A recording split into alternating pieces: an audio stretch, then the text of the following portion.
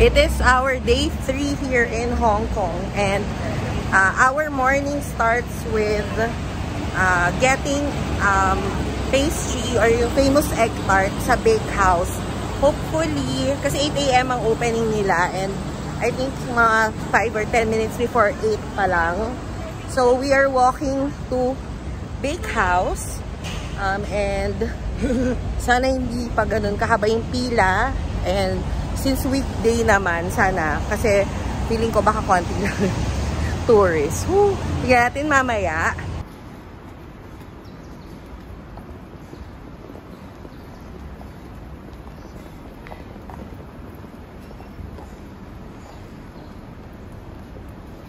That is the famous bakehouse. Kita nyo dun, oh, ilan pa yung pila. Siguro mga pang 5 pa lang kami. Tapos ito yung gusto ni Nikki, yung Hana Musubi. Ayan, nanggaling na kami sa bakehouse. Tapos bumili rin kami ng omusubi. Kasi syempre rice is life. So, ang akin, I got grilled salmon belly. Tapos si Nikki here, grilled beef.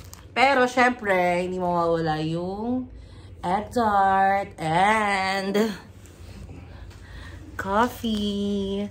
So, ito yung tinatawag na breakfast in bed. At the Buy a bed.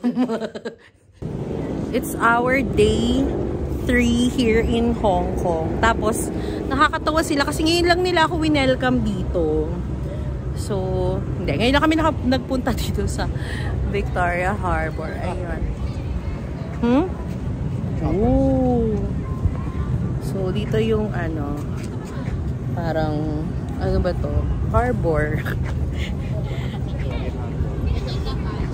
Partida ano na? Ano oras na? 7? Hindi naman. 6:41.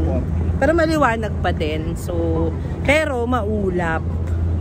Or mabigat yung ulo kasi ano, mga ulan. Miss, pag-ilan mo na yan? We are trying the pan-fried buns here. Yung Chongqing Shanghai pan-fried buns. So, Michelin kineme siya. Sa'yo, oh. Ayun pa. Hi, ate. So, ano siya? Para siyang, ano, fried siyang longbaw. Yeah, this is our day 4 here in Hong Kong, and today we will go na to Macau, pero magbe-breakfast muna kami before leaving. So napansin ko kasi yung mga babae dito naka-rollers sila ganyan. So let's normalize this kind of hair style. Let's normalize this, no. Why do you disagree? Because dinosaurs are like this. And para saan pang malapad ang noo mo kung hindi mo ito ipagmamalaki? Wala ka na ng tsinelas? Wala. Uy, sana nag-tsinelas ng si Nikki kasi... Okay, so we're going to... Where are we going? Eating. Hindi namin alam. Basta dapat makapag-ano kami. Hindi pa kami nakakapag Hong Kong milk tea. Tsaka mga dim sum, hindi pa. Bait, merong isang kababayan na nag-reco sa amin mag-boat. Pero sabi namin, kasi malapit daw na boat Kemerut dyan. Pero dahil pamakaw na kami, hindi naman na namin magagawa yon. So natanong nga lang kami saan mag-breakfast. Pero ni-reco niya kasi Jollibee. Diba? Why Jollibee? Charez. So, let's normalize this hairstyle. I know daw, sabi na aso. But I'm in Hong Kong. They don't know me.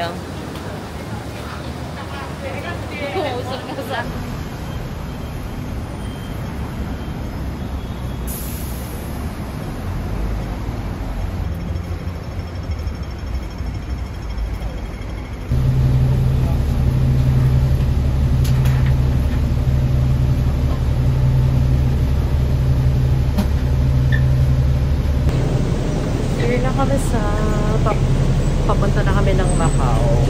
So we're taking the bus. Ito na yung luggage.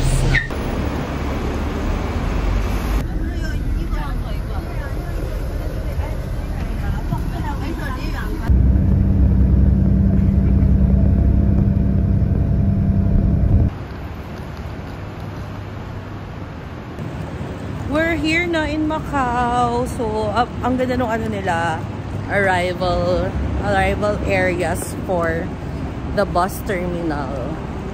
Ano siya na airport. Ano. Tapos 30 minutes lang yung biyahe. Ang bilis.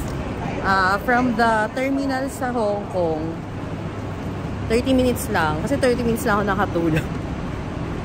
Ayun. Tapos, para rin siyang ano, like may immigration din, ganyan. Yan. So, ngayon pupunta na kami to our hotel, which is Broadway Hotel. So, pag exit mo, lakad ka lang. Ay, doon kami umexit. Sa lakad ka lang to the right side.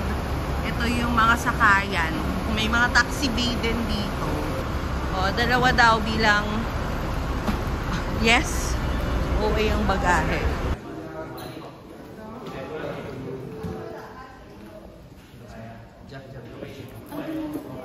We're at Broadway Hotel where Miss Saigon is. Oh, Miss Saigon. Talaga ba? Joke lang.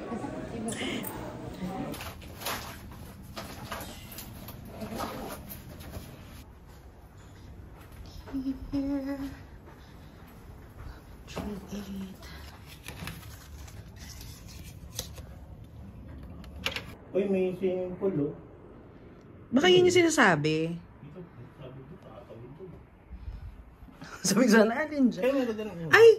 Ay, hindi yan. Kasi maganda yung pool na sinasabi nila.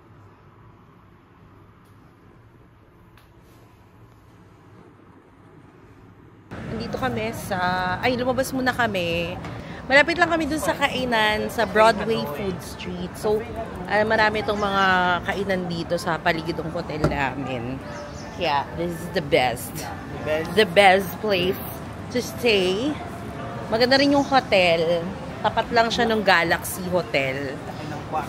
Kasi yun yung may access din. Kapag guest ka dun sa hotel, may access ka dun sa swimming pool.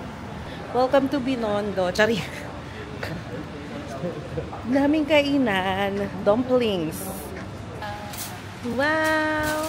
Then we have hot pot with spicy beef. Vegetables. Okay, there's the... Daddy. Kaya sila naglagay ng space. Sorry.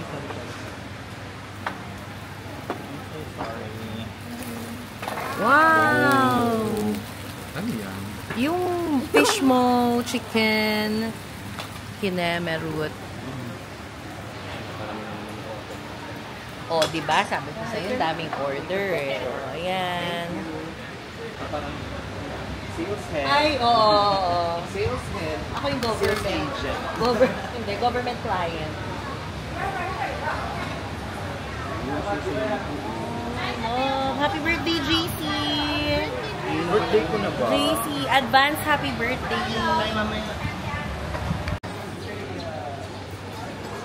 We are here at the Londoner. Yan. You can see here yung at my back. Ayan, hindi ko lang makikita nyo. May screen. Hold on. Ayan o. May Eiffel Tower.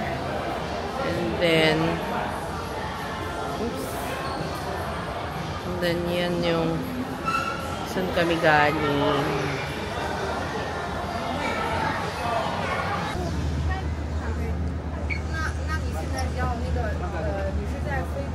So, marami talaga dito nagpapa-picture-picture.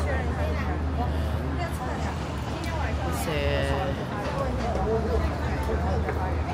it's quite a scene here. Makikita mo yung Venetian. So, sa pamamasyal mo dito, anong naramdaman mo? Ang hirap ko pala. Bibili ka dapat ng t-shirt, di ba? Oo.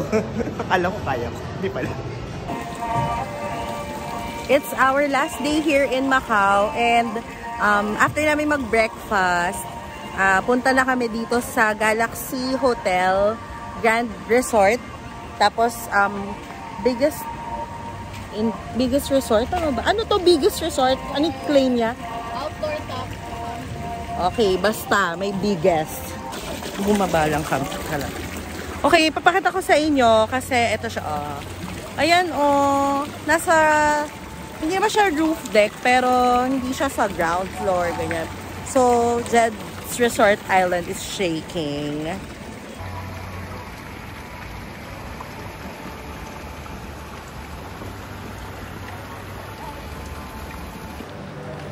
We are going back sa Galaxy Hotel. Nag-check out na kami.